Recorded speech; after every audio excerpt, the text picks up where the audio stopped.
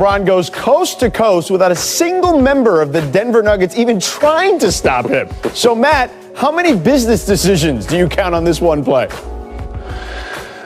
George, when the train's on the tracks, get out the way. I don't think anyone wanted to try to take a charge or even stop him. He might have got away with a little travel, but still very impressive for year 18 for LeBron. Yeah, no doubt. Get out the way. Just like Ludacris said one day. Welcome to The Jump. I'm George Sedano, in for our fearless leader, Rachel Nichols. I'm joined by NBA champion and one half of the All the Smoke podcast, Matt Barnes. Clint Yates from The Undefeated will join us in just a moment. Coming up, Kyrie tells James Harden he's the designated point guard of the Brooklyn Nets. Is that BS or real talk? We'll discuss that a little later. But first, Anthony Davis bumped legs with Nikola Jokic late in the second quarter on Sunday. He left the game and did not return. Davis sat out 2 games last week to rest that same Achilles injury that he had. So, Matt, let me ask you this. What do you make of this particular situation the Lakers find themselves in if AD has to sit out an extended period of time? Well, George, this worries me a little bit. And correct me if I'm wrong, I think this started last year in the playoffs, in the finals, where he kind of tweaked it. Obviously, a short off season. He didn't really get to rest it as long as possible. And I think our colleague Richard Jefferson point, you could be great and false move can re-aggravate it. It looks like that's what happened last night. If they have to miss AD for an extended amount of time during the regular season, I think they can keep the ship afloat. But for any championship aspirations, we all know AD has to be at his best. So who has to step up the most in this situation, Matt, if you're the Lakers? I think it's a tough situation because people are talking about, do you raise LeBron's minutes? Someone that first comes to mind is Montrezl Harrell, someone who's been having a great season that they picked up and acquired from the Clippers. I think his role increases. But normally, it's always the next man up mentality. But when you lose a star like AD and we're not sure how long he's going to be down, it's going to take a team effort to kind of accumulate what he was able to do by himself. All right, we now welcome in senior NBA insider and the best in the business, Agent Wojnarowski. So, Woj, what is the latest on AD's Achilles?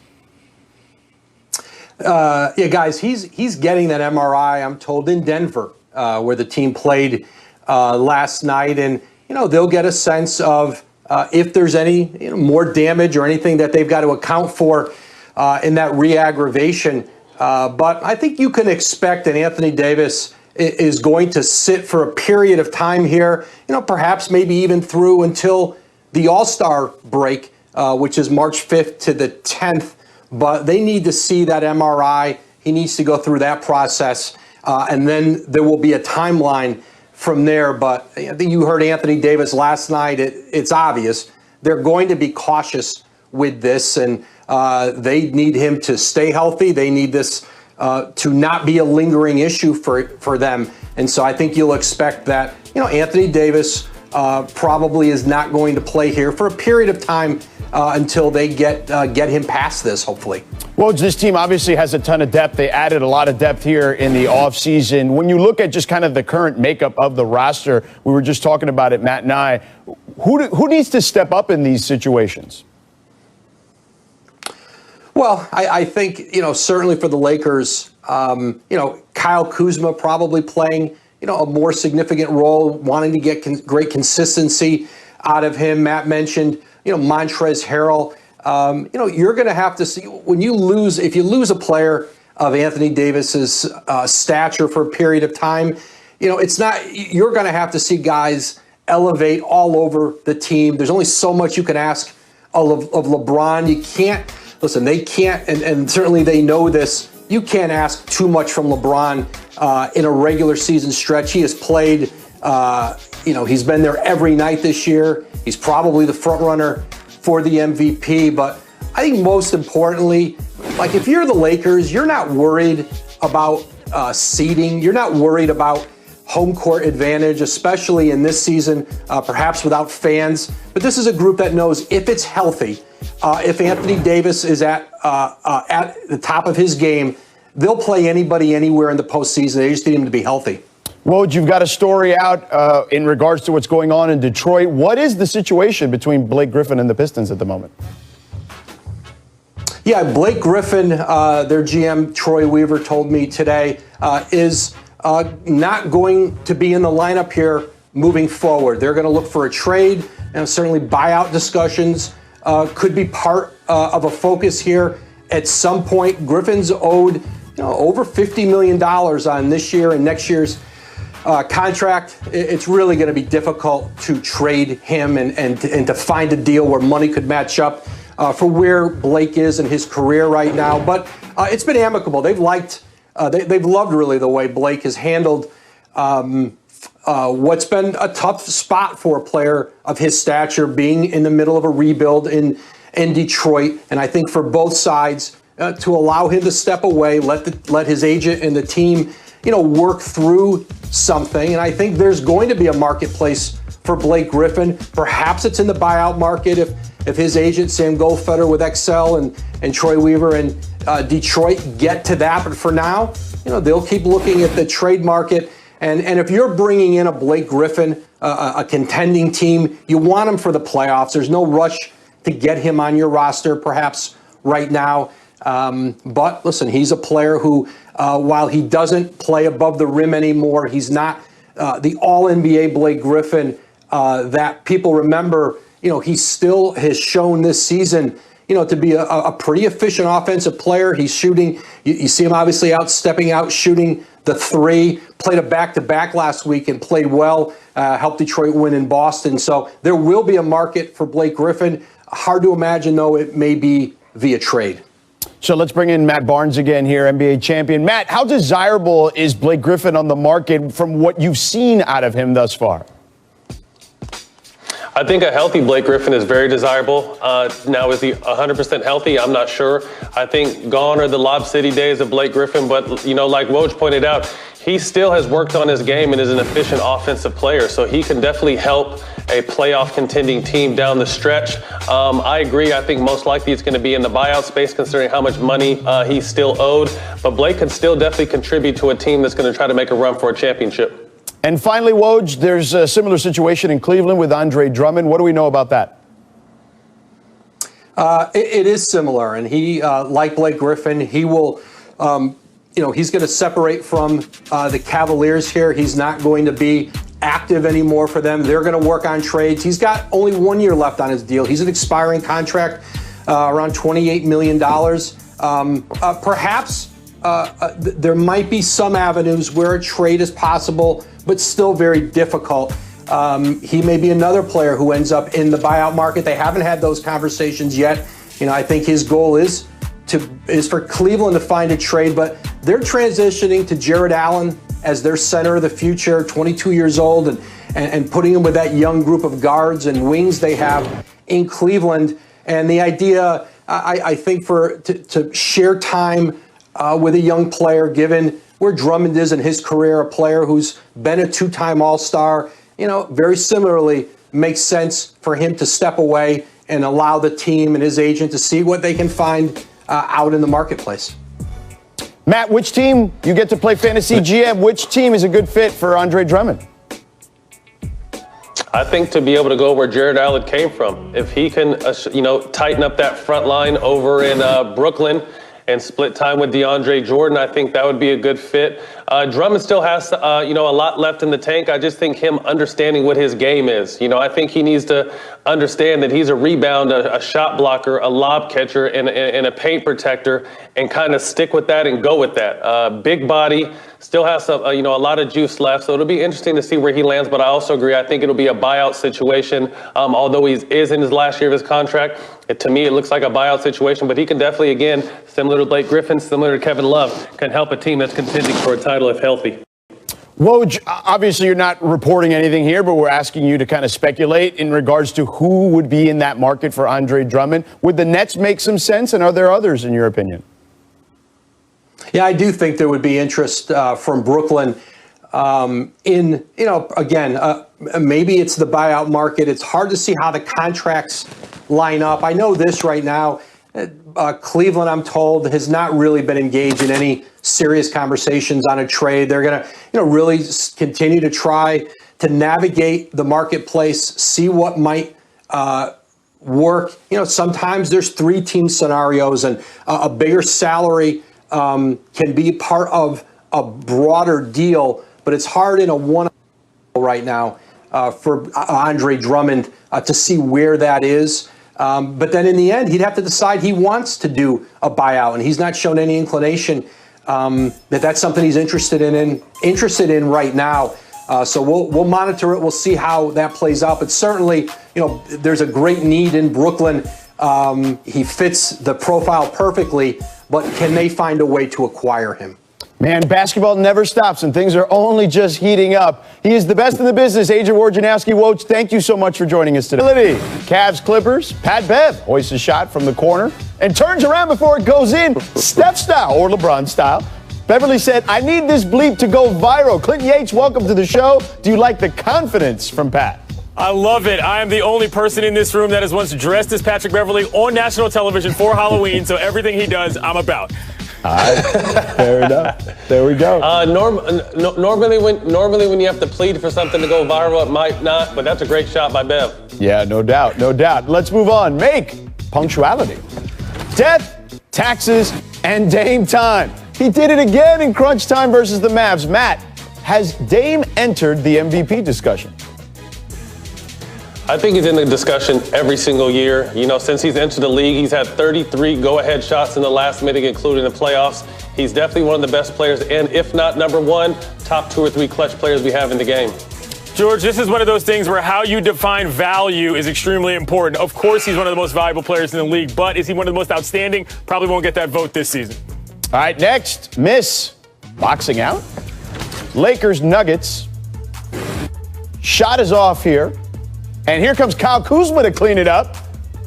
Matt, how important will he be now that AD could be nursing an injury for a minute?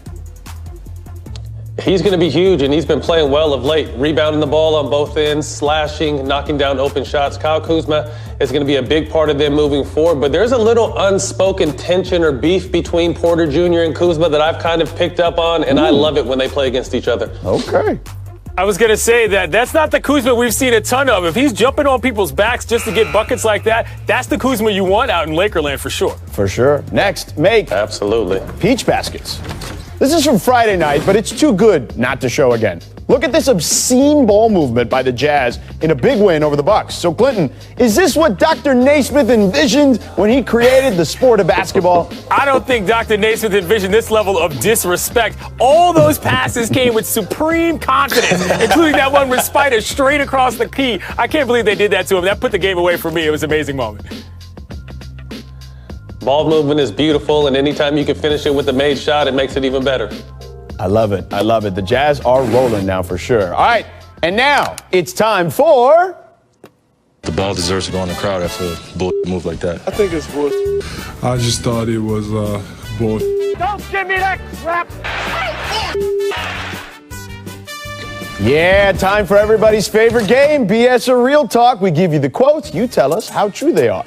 So welcome back into The Jump, by the way. I'm George Sedano, in for our fearless leader, Rachel Nichols, and joined by our columnists from the undefeated Clinton Yates and, of course, NBA champion Matt Barnes hanging out with us here. So let's start with some interesting comments made by the back-to-back MVP, Giannis Antetokounmpo, over the weekend. So Giannis said in their loss to the Jazz, he paid him a huge compliment. He paid the Jazz a tremendous compliment. Here's what he said. Today we played the game against the best team in the West. They've been playing amazing. They won with this game 17 out of their last 18. They're playing good. They're moving the ball. They're making threes. They're finding the rollers. They're keeping it simple. They're going to the foul line. They're pretty much doing everything. They're having fun. So, Matt, is Giannis calling the Jazz the best team in the West BS or Real Talk? I think it's real talk, and not only the West, I think the league right now. They're definitely playing the best. They have the best record in the league, and it's going to be a good game tonight, meeting up the best team in the Eastern Conference in the 76ers. But the Jazz are playing on another level now with their ball movement and their three-point shooting, and Donovan Mitchell's been on a mission since some felt Shaq disrespected him a few weeks ago.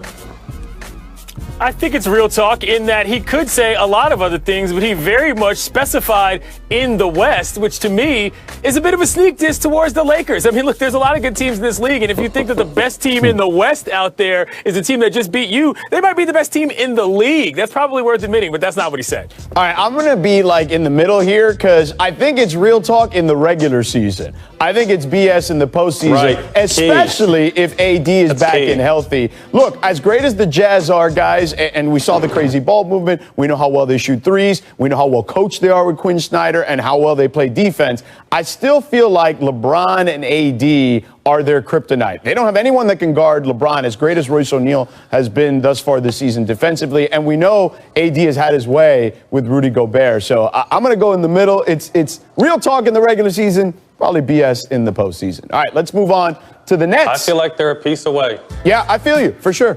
Let's move on to the Nets, who blew out the Warriors in Saturday's game. James Harden racked up 16 assists in that win. After the game, Kyrie made it clear that Harden is now the Nets point guard. Let's take a listen. Just staying consistent. I feel like he's just been doing a great job of just managing the point guard role. You know, we established that maybe 4 days ago now. I just looked at him and I said, you're the point guard, and I'm going to play shooting guard. And that was as simple as that. I feel like this is, what was that movie with Tom Hanks? I'm the captain now. Clinton, is that BS or real talk?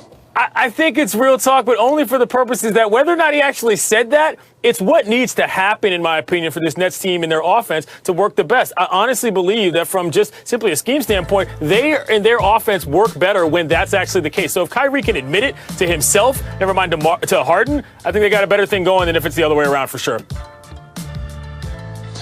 And I completely agree. I think one thing that's always been overlooked about James Harden is his playmaking ability. If you remember back in OKC when it was a young Russ and KD, at the end of the game, it was James making plays for everyone else. So James is a great facilitator, and sometimes I think that gets overlooked because he's such a tremendous scorer as well. So when guys know their roles, the team plays well and everything goes a lot smoother than when it's up in the air guessing who's what. Yeah, I'm going to go with real talk, too, just because, to your point, Matt and Clinton, you know, James Harden has averaged over 11 assists now 3 times, including this season in his career. And it started when Mike D'Antoni first arrived in Houston. He had 11.2 assists that season, led the league in assists. And by the way, at that time, he was only taking 20 shots a game. Now, every year after the fact, right, the shot volume increased, and I think that's where kind of things changed for the Rockets as far as the way they played offense and the way they used James, particularly as a playmaker. But I think Kyrie's stating the obvious. He is the point guard on this team, and Kyrie prefers to be off the ball, I feel like, at least watching his game over there. Change because it's not a great feeling the way we're playing. And, you know, can't get no worse than this. So we're going to fix it.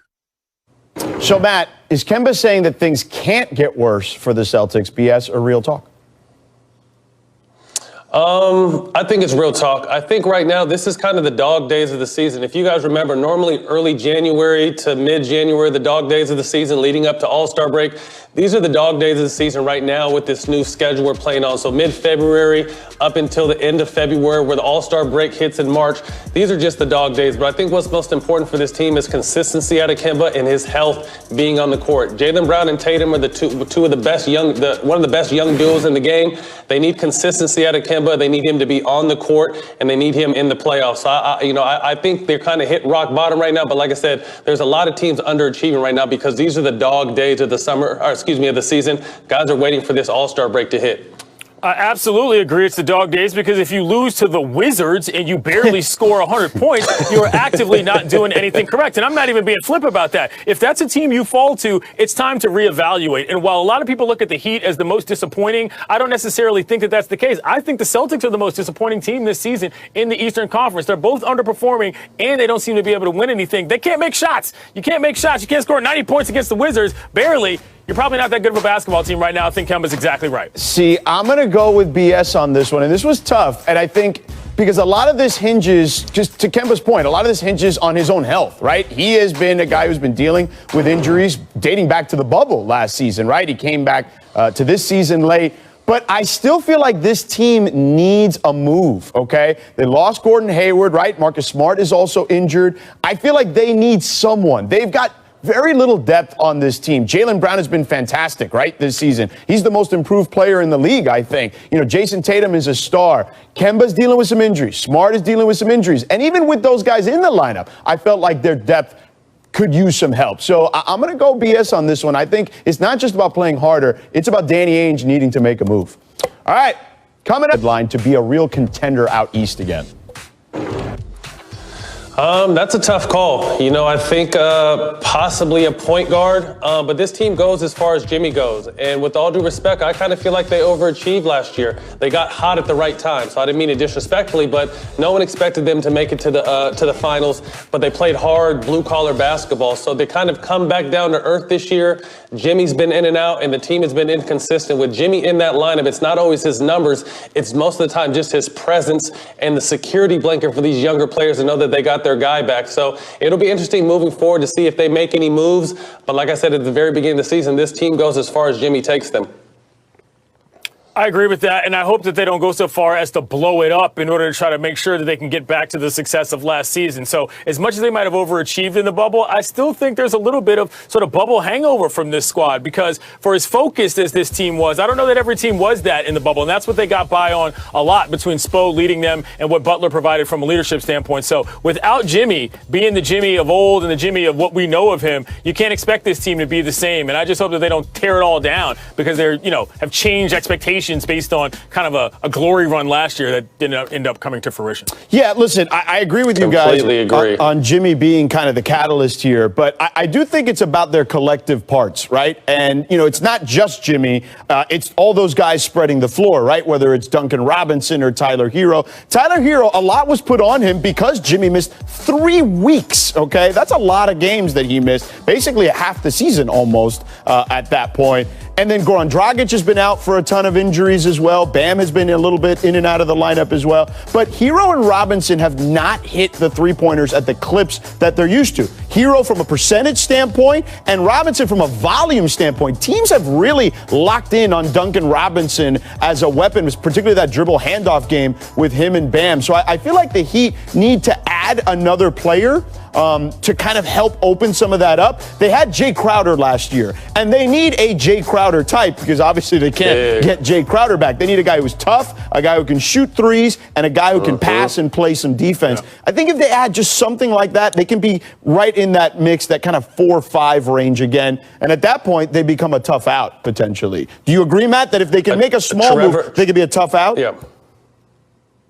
Trevor Ariza type player. Absolutely. You know, sometimes you mentioned Duncan and Tyler. When you're middle of the way or bottom of the scouting report, you can get away with things your first year or two. But once you have a blowout performance, say in the bubble or in the playoffs last year, you're going to be at the top of the scouting report. And people are going to definitely lock in on you and really game plan around, you know, Jimmy, Tyler, Bam, and Duncan. So to see Duncan not get as many shots doesn't surprise me because he's not sneaking up on anybody. The world knows what kind of shooter he is, and he has to have attention to detail every time he steps on the floor, and that's what teams are doing.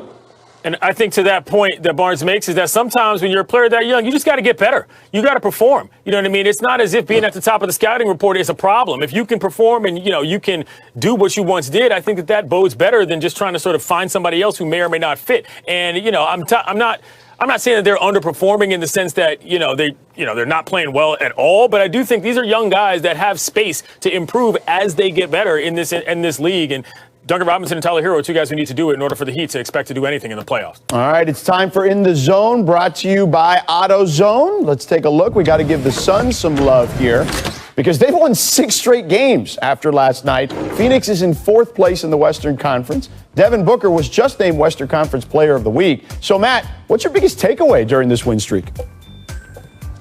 This is the CP3 effect. I knew once they got their chemistry down, CP3 was going to be the best thing happen to Booker and Aiden. CP has a long list of making bigs better. Tyson Chandler, DeAndre Jordan, Clint Capella. Aiden might be the most talented out of all 4 of those, so he's benefiting. And then taking pressure off Devin Booker. Devin Booker is one of the best young scorers in this game. So I think CP3's mindset, and although he hasn't won a championship, he's a winner. And he's an extension of Monty Williams on that court. And he has the Phoenix Suns playing great. They were my team to watch this season, and they haven't let me down at all. We remember how good they were in the bubble last season, and that was no fluke comparatively to the Heat. You mentioned Monty Williams, but I think that CP3 deserves a lot of credit here. Remember when he went to OKC and people thought, he might not even go. He might kind of mail it in. Nope, that didn't happen. Then he goes to Phoenix. We're going to mail it in. Nope, that didn't happen either. Both of those teams got better. CP3 has established himself as a guy that when you need a problem solved, he can solve it from a leadership standpoint. It's great to see because this is one of the more talented teams in the league that was sort of floundering, not really figuring out what they could do. Now they have. It's a really fun squad to watch. It's funny. I was watching DeAndre Ayton in the postgame yesterday, and he was asked by Dwayne Rankin, who covers the Phoenix Suns for the Arizona Republic. He was asked basically like, hey, what's the big difference here? And he pointed out the kind of accountability that they're dealing with and how in practice they will talk things through and they'll go at each other a little bit, in a productive way, right? And be constructive. And Matt, you said it, the CP3 effect. You know that Chris Paul wants things done a certain way because he knows what it takes to win at a high level, albeit having not won a championship. He's been as close as you can get to getting to the finals and certainly has been a fantastic player, one of the best point guards in the history of the sport. So, like those conversations in practice with him, you've been a part of that. What are those like? Just competitive. I think in the past people have complained about his delivery. I think he's worked on his delivery, but everything he's saying is always right. And another thing we haven't mentioned is their defensive efficiency. I want to say they're number 6 in the league at the defensive rating, and that's very important out there. So the CP3 effect is in full effect on both sides. But like I said, he's a great communicator and listens to everyone and talks to everyone. And I think that's all that's going on is these guys are all in sync, all on the same page. And we're really getting to see how good Aiden and Booker are now that there's someone to facilitate to both of them and kind of mentor and guide both of them as well. Yeah, no doubt, man. He has been fantastic for sure. So up next, we look ahead at John Wall's first game back in D.C. tonight after he was traded for Russell Westbrook. Should the Wizards already regret making this trade? We'll discuss in just a moment. Stick around. Lost this trade. We talked earlier in the show about how if you fall to a team like that, you're probably got to reevaluate what you're doing. They got the worst record in the East. They're arguably the worst team in the league. And on top of that, Westbrook, and this is not about him personally. It's about the fact that the production that you hoped from whomever that player might have been has simply not been there, even if you get a so-called nice amount of triple doubles. From a basketball standpoint, it's a major issue. The thing is, though, from a cultural standpoint, and Barnes, I'm from D.C. This is a very important thing to me simply as a basketball fan more largely, never mind a fan of the NBA, was that the way that he got out of town, they did him dirty. You sold tickets against this guy coming back. You sold tickets against the plan for him and Beal to be the old House of Zards, the backcourt that everybody wanted to see together, the backcourt that everybody assumed was going to grow and eventually become a contender. And then to ship him off because of an incident like what we thought happened on IG Live and claiming that he's some sort of a bad guy who's not a character person, unacceptable. DC basketball fans know better, and it's not just about the NBA because we know stars because a lot of them come from where we're from. So overall, I just think it was a bad taste in a lot of people's mouth how it happened, never mind who was involved. The guy was the most important player in the franchise history under the name Wizards. We all know that. You can't just trade him away because you're upset about something that happened on social media. I completely agree. Him and Bradley Beal are very, very similar from a standpoint of what you're going to get on the court, but also productive citizens in the community off the court. I know they did a lot of giving back, and I know it left Wizards fans with a bad taste in the mouth the way he exited. Do you regret it? Possibly. Only they can tell us that. But at the same time, I kind of felt like there was also a ceiling with Brad and John and what they were able to accomplish. And I kind of felt the same way, although Russell Westbrook is a more accomplished player. He's very similar to John Wall. So to me, the question in D.C. is, do you build around Brad or do you trade him for young assets and completely rebuild? Because this is probably the worst team in the league and they're not really going anywhere. And you hate to see Bradley Beal waste all his great years for an unproductive team. So, Clinton, you just said, you're a lifelong Wizards fan. And of course, they're in last place in the Eastern Conference, as you alluded to as well. How do they climb out of this situation? And what do you make of Matt's comments there? Like his question to you, do you trade Bradley Beal and hit the reset? I've thought that in previous machinations of what this front office was and has been, that would have been the smart move. But right now, Bradley is all you've got. You've got to hope that he wants to stay, and you can find a way to get some sort of pennies on the dollar for players or picks or room for Westbrook down the line. And then you just tank out and rebuild. I mean, there's nothing else really that you can think of that's going to be hopeful. And that's what the point is here, Barnes. I know it sounds funny, but the hope of what John Wall brought in a scenario in which nobody ever believed they were going to contend is half the battle here. And if you traded away the one guy anybody actually liked, when nobody really cared if they won anyway, what are you doing? That's what the issue is here. So hopefully Brad wants to hang around. Hopefully they can get some picks and maybe something happens, but I don't trust this team across the street. So probably Matt, do you think Beal should stick around or should he want out? Well, you know Bradley Beal's always going to do the right thing. He's going to say the right thing. He's going to continue to play hard. But at the end of the day, if they take Clinton's, idea and run with it, what is that? What is that? A 2, 3, possibly 4-year process? And all the while, Bradley Beal's leading the league in scoring and not going anywhere. So, like I said, I would hate to see him waste his time in his prime years. You saw his wife put out a tweet a couple weeks ago that they're tired of it.